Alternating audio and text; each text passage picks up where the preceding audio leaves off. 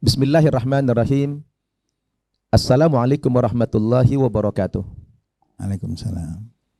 Alhamdulillahirabbil alamin. Wassalatu wassalamu ala asrafil mursalin Sayyidina Muhammadin wa ala alihi wa sahbihi ajma'in. Amma ba'd. Saudara-saudaraku pemirsa An-Naba TV rahimakumullah. Alhamdulillah pada kesempatan ini kita kembali bisa berjumpa melalui channel YouTube An-Naba TV. Dan kali ini kita akan berbincang-bincang seputar dakwah, dan alhamdulillah telah hadir di studio kita salah seorang tokoh nasional kita yang beliau sudah pernah juga kita wawancarai ya di studio An-Naba TV. Beliau adalah nama lengkapnya Haji Abdul Mun'im Sarjana Hukum, Master Hukum. Beliau ini adalah mantan diplomat senior di Kementerian Luar Negeri. Untuk lebih jelasnya, kita sapa dulu beliau. Assalamualaikum Bang. Waalaikumsalam warahmatullahi wabarakatuh. Apa kabar Bang? Alhamdulillah sehat. Ustaz sehat? Ustaz? Sehat Alhamdulillah Bang. Ini luar biasa. Kami sangat berterima kasih kepada Abang Anda karena untuk kedua kalinya kita jumpa di studio An-Naba TV ini ya. Dan kalau boleh Abang, tolong diperkenalkan lagi nama lengkap dan juga keluarga sekaligus. Ya, silakan. Bismillahirrahmanirrahim. Nama saya Abdul Mun'im, marganya Ritonga. Saya lahirnya di Medan, jadi anak Medan, tanggal 12 Desember 1960. Istri saya Yani Gafar, orang Minang, tapi lama di Tanjung Balai. Anak saya 4. Nomor 1 lagi di Bahrain, namanya Fitri Amri, suaminya orang Amerika tapi hafal Quran, alhamdulillah. Yang kedua Ahmad Al-Maududi, sudah doktor dari Australia dan sekarang bertugas jadi diplomat seperti saya, meneruskan jejak saya di PT RI New York. Dari PT RI New York ditugaskan sekarang menjadi asisten presiden Majelis Umum PBB. Masya Allah. Alhamdulillah. Yang ketiga Marwah, lahirnya di Mekah, sudah selesai S2-nya 4 tahun yang lalu di IAIUM Malaysia. Alhamdulillah juga tesisnya dicetak di sana. Dan yang keempat Malik Abdul Aziz, laki-laki, itu master di KV di ITB. Alhamdulillah. Wah, ini kalau saya dengarkan riwayat pendidikan keluarga Abang dan anak-anak ini luar biasa ini ya. Jadi anak yang pertama itu di Bahrain. Ya. Pendidikan terakhirnya apa itu? S3, sedang menyelesaikan S3. S3. Sedikit lagi disertasi. Di mana S3-nya? IAIUM Malaysia. Di Malaysia. Tapi Masya Allah.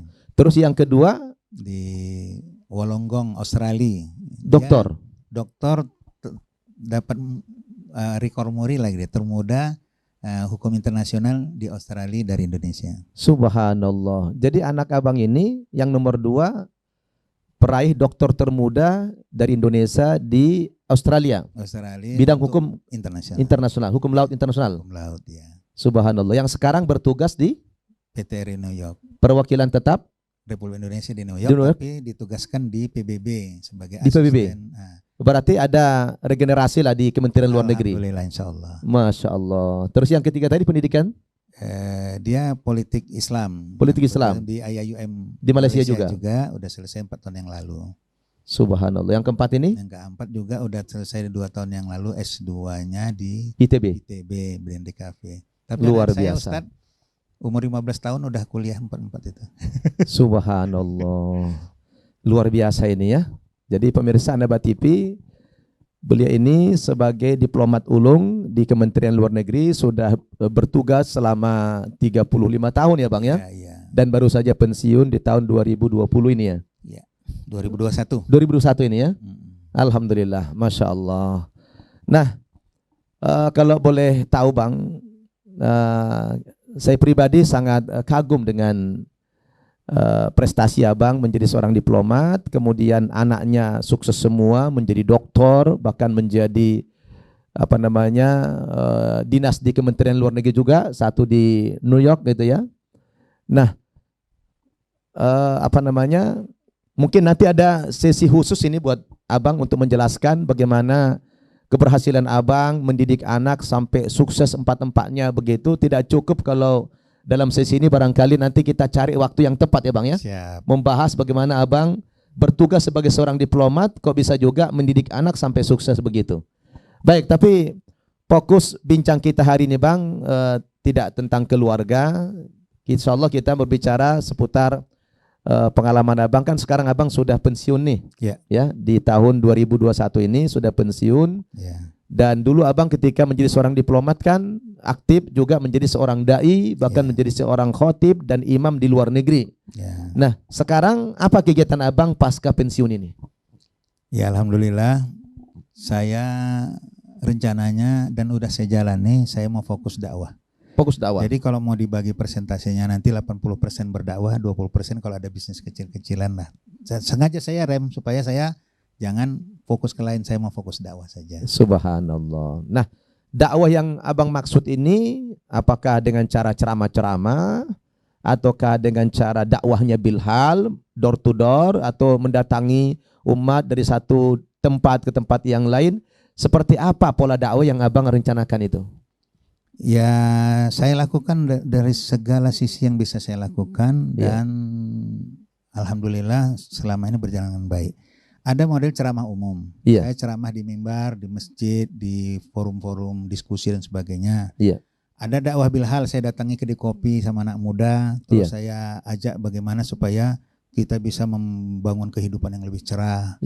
Kadang-kadang saya bermain sama anak-anak juga, nyanyi-nyanyi bersama-sama gitu. Naik boat sama anak-anak nelayan, nyanyi-nyanyi di situ, tapi nyanyinya isinya dakwah semua. Nah, kemudian secara personal pun pribadi kalau bicara bersama orang isinya pasti insya Allah dakwah semua. Apalagi sekarang musim pandemi ini dakwah virtualnya itu sibuk sekali. Saya juga punya studio di rumah. Wah, itu pagi siang malam dakwahnya malah di 5 benua itu. Karena kemarin dari kedutaan Indonesia di Bahrain minta menjelang buka puasa, walaupun jam berbeda kita sesuaikan. Saya bisa dakwah. Kemudian saya juga jadi pengurus Majelis dakwah di Majelis Ulama Indonesia. Oh, jadi, sekarang abang juga dapat amanah di Majelis dakwah MUI pusat. Ya, jadi saya bidang Pokja luar negeri. Jadi kami sudah membuat dakwah virtual di 5 benua. Subhanallah. Nah, itu sudah berjalan. Jadi segala apa yang bisa dikerahkan kita kerahkan untuk dakwah. Dakwah dengan uang, dakwah dengan lisan, dakwah dengan fisik, dakwah dengan istri juga dikerahkan untuk dakwah. Anak-anak dikerahkan dakwah. Rumah kita pun dijadikan rumah dakwah. Pokoknya saya memang bahagia jadi pendakwah karena sudah saya mulai dari umur 13 tahun, 15 tahun Ustaz. Subhanallah. Dakwah ke pedalaman pun saya suka. Baru pulang saya 20 hari dari Nia Selatan. Daerah pulau-pulau terpencil yang kecil-kecil itu. Allah. Nah, nanti mungkin selanjutnya ini mau ke sana saya. Ke Danau Toba. Atau setelah itu ke Karo barangkali. Dan Masya Allah. Saya sebenarnya senang dengan Ustadz. Ustadz juga melakukan hal yang luar biasa. Dakwah ke daerah pinggir sana. Iya. Kalau dilihat dari usia abang kan sudah tidak muda lagi. Sudah 60 tahun. Bahkan sudah pensiun dari Kementerian Luar Negeri. Terakhir menjadi diplomat senior di Jerman. Biasanya kan orang kalau sudah pensiun itu kan maunya istirahat. Apalagi seperti abang kan sudah 35 tahun mutar-mutar di luar negeri. Tentu kan sangat lelah, capek. Tapi kalau saya lihat dari aktivitas abang sekarang ini, kayaknya abang gak ada capek-capeknya gitu ya. Bahkan kalau saya katakan abang belum pensiun sebenarnya. Mungkin dari satu kedinasan abang sudah pensiun, tapi di dalam dunia kemasyarakatan abang ini gak ada pensiunnya nih. Iya, bahkan makin semangat. Kalau dulu saya dakwah itu sambil sekolah, sambil kuliah, sambil kerja. Sekarang udah gak ada lagi itu. Saya mau full dakwah, makanya makin semangat bukan makin redup. Ya, memangnya pendidikan abang itu kan tadi kan sarjana hukum, master hukum, bukan dari pesantren gitu ya, bukan dari IAIN gitu kan. Ibu abang gimana tuh? Apa karena faktor keturunan dari orang tua seorang ulama sehingga lahirlah generasi beliau, generasi yang ulama juga gitu, atau memang pure dari pribadi abang sendiri? Ya, kalau keturunan dulu kakek saya sama paman-paman saya dari ibu itu lama di Mekah, memang mereka para ulama-ulama. Ibu saya pun ngajar-ngajar ngaji, pengajian-pengajian juga. Tapi terlepas dari itu saya sendiri memang dulu bawaannya bandel Ustaz. Kalau nggak dikasih ikut saya lempar itu beca, kaca sampai pecah. Iya. Tapi kata ibu saya, anak yang bandel itu kata Rasulullah kalau pandai mengarahkannya sangat bermanfaat. Masya Allah. Tapi kalau salah mau mengarahkannya bisa berbahaya. Jadi didoakan saya, diajak saya tempat ngaji, akhirnya berubah saya jadi pencinta Al-Quran, belajar Al-Quran, pencinta dakwah, berubah memang saya. Sampai sekarang makin menggebu-gebu, apalagi ini umur 60, kata Nabi Muhammad umur sampai 63 kira-kira seumur dia. Iya. Saya rasa kontrak saya 3 tahun, wah saya harus menyiapkan kematian dengan berdakwah. Bahkan kemarin saya ke Nias Selatan itu, sekiranya saya mati di kapal terbang kapal kecil, saya lebih ikhlas daripada mati di atas tempat tidur. Subhanallah, Allah Akbar. Merinding saya bang, dengarkan ini bang, Masya Allah. Luar biasa, abang sekarang sudah pensiun dari diplomat, justru sibuk dalam dunia dakwah, bahkan dakwahnya bukan di Jakarta, bukan di kota-kota. Abang berdakwah sampai ke pelosok pedalaman, sampai ke pulau-pulau di Kepulauan Nias sana. Subhanallah, bahkan cita-cita abang sangat luar biasa. Abang tidak ingin meninggal di atas kasur, tapi meninggalnya di medan dakwah. Allahu Akbar. Yang sudah abang rancang sekarang ini, mungkin ada pemetaan dakwah ya. Kira-kira di daerah mana fokus abang sekarang berdakwah ini? Karena saya sudah berdakwah di Nias Selatan itu. Iya. Dan saya pegang satu itu aja biar sampai tuntas. Karena saya bukan hanya dakwah di mimbar, saya sudah membangun dana abadi umat. Saya keluarkan duit, mereka nyumbang. Itu jadi modal mereka. Beberapa orang yang nganggur udah bekerja sekarang. Masya Allah. Kemudian mau dilanjutkan dengan ternak ayam bertelur. Itu biar satu pulau itu terpenuhi kebutuhannya dari mereka. Dan mereka yang nganggur-nganggur itu jadi bekerja. Kemudian ada lagi yang lebih seru, nikah masal. Allah. Gara-gara adat mereka tidak nikah-nikah hadin sampai umur 40 tahun. Iya. Ya saya terenyuh itu bagaimana generasi mereka selanjutnya. Terus saya dekati pengetua adatnya, setuju. Ini nanti insya Allah bisa diadakan nikah masal dengan syarat hukum Islam. Tapi bagi yang punya duit mau pakai adat silakan. Itu nanti seru Ustaz. Baik, Anda Batipi rahimakumullah, luar biasa perjuangan beliau di masyarakat. Setelah pensiun dari pejabat di Kementerian Luar Negeri menjadi diplomat, sekarang fokus dalam dunia dakwah, apalagi beliau memilih satu tempat, Nias Selatan, yang kita tahu kan Nias ini kan minoritas muslim. Sudah barang tentu tantangannya sangat berat, apalagi abang berdakwah di pedalaman, di pelosok, di pulau-pulau kecil begitu. Ini sebenarnya apakah abang tidak terkejut? Artinya abang selama ini kan biasa berada di kota-kota besar di negara-negara di luar negeri, tiba-tiba masuk ke pelosok yang terpencil gitu ya, di sana tidur sama nyamuk, ya, makannya ala kadarnya, tempat tinggalnya juga ala kadarnya, abang biasa dijamu mewah oleh negara gitu. Bagaimana abang ini bisa seperti itu? Inilah Ustaz, dunia dakwah ini yang tidak dipahami orang banyak, hanya dirasakan kita yang berdakwah ini. Subhanallah. Saya itu udah mencintai dakwah itu karena dari kecil udah itu pekerjaan saya. Dan saya umur 16 tahun sudah pernah dakwah ke pedalaman. Karu itu dulu daerah pedalaman yang mau menuju kampung yang saya dakwahi pertama, si Berteng namanya, nggak ada kendaraan Ustaz. Mau lewat sungai pun nggak ada jembatannya lewat sungai. Iya. Nah, kalau bahkan maaf ya, kita tidur di rumah di bawahnya kandang babi. Masya itu dulu. Karena dari kecil saya udah ngalami itu. Sekarang pun kalau mengalami suasana itu nggak ada masalah sama saya. Dan saya selama di Departemen Luar Negeri terakhir itu saya memilih tempat di daerah yang rawan dan berbahaya.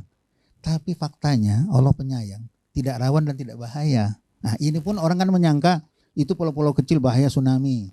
Kemudian naik kapal pesawat kecil nanti bisa jatuh. Iya. Kemudian ada lagi apa namanya sekarang virus-virus ini. Iya.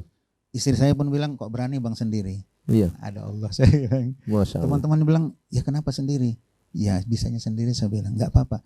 Tapi saya bukan menderita Ustaz di sana. Saya kayak turis. Saya makan lobster. Masya Allah. Kan? Saya ditempatkan di tempat yang paling bagus di sana. Tapi menurut saya udah cukup karena saya dulu orang susah bukan orang kaya. Masya Allah. Makan katanya seadanya bagi saya udah enak. Memang rahmat Allah barangkali kalau makan saya apapun enak Ustaz. Tidur pun dimanapun nyenyak. Jadi mungkin udah aman lah itu. Jangan dikhawatirkan. Jadi kalau sudah jiwanya itu agama memang semuanya menjadi nikmat ya bang ya. Indah dan nikmat. Dan banyak saudara yang baru ditelepon lagi saya. Mereka jadi tercerahkan dengan kehadiran saya. Kan bahagia kita. Allahu Akbar. Iya.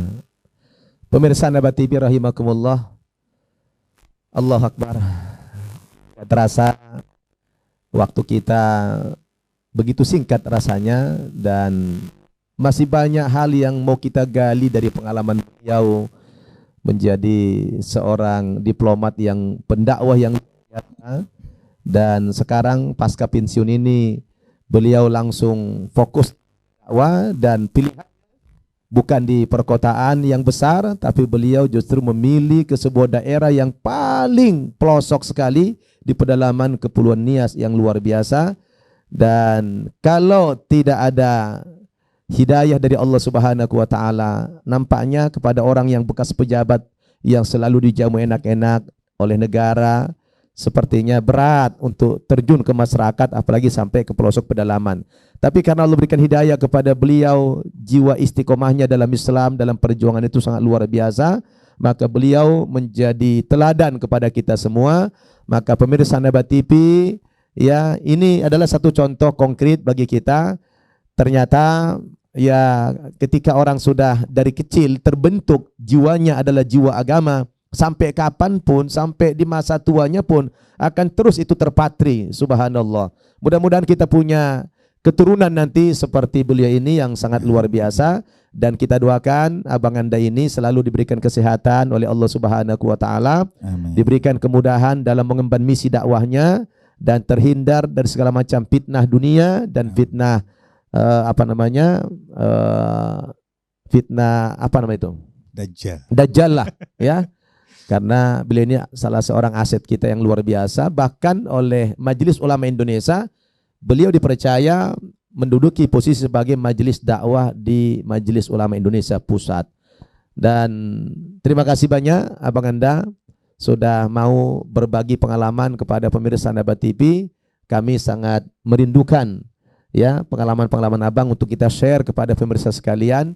Dan barangkali perlu ada kalimat penutup dari abang untuk disampaikan kepada pemirsa sekalian sebelum kita akhiri bincang-bincang kita nih. Tafadhol bang.